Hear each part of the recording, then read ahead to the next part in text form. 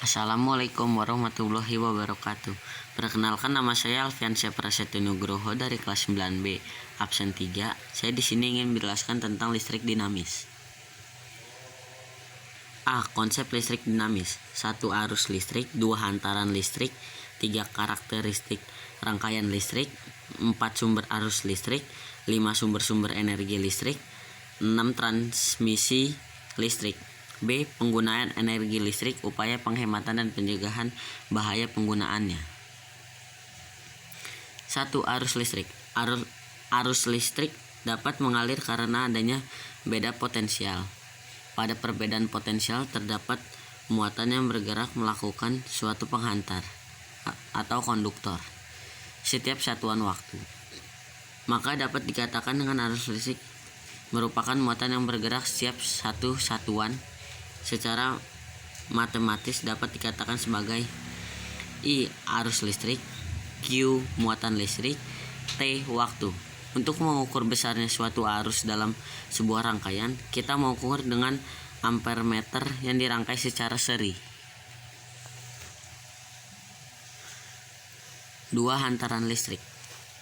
Hantaran listrik juga dapat dikatakan sebagai konduktor. Setiap penghantar memiliki kemampuan yang berbeda-beda dalam menghantarkan listrik.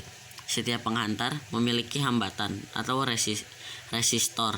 Setiap resistor memiliki kemampuan menghambat atau resistivitas yang berbeda-beda. Contohnya, aluminium dapat menghantarkan listrik lebih baik jika dibandingkan dengan perak.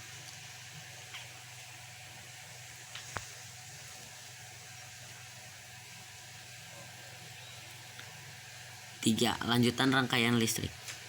Terdapat beberapa faktor besarnya suatu hambatan listrik, atau bisa dikatakan bahwa hantaran listrik dapat berubah besar hambatannya.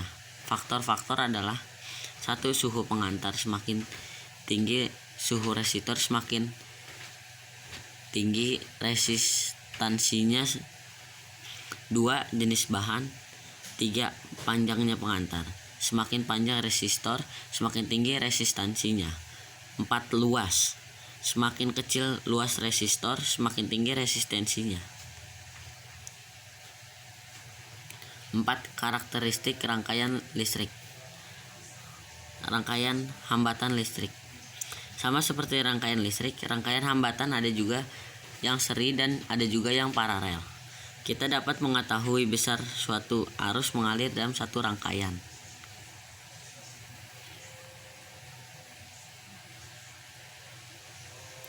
5.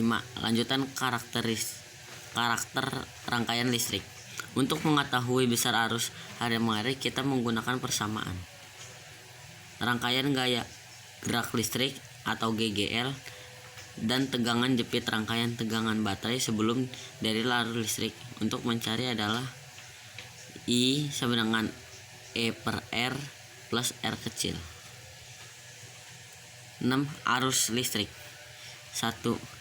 Direct current. 2. Alternating current. 3. Elemen primer. 4. Elemen sekunder. 7. Sumber-sumber energi listrik. 1. Energi matahari. 2. Energi angin. 3. Energi air atau hydropower. Dan keempat, bioenergi.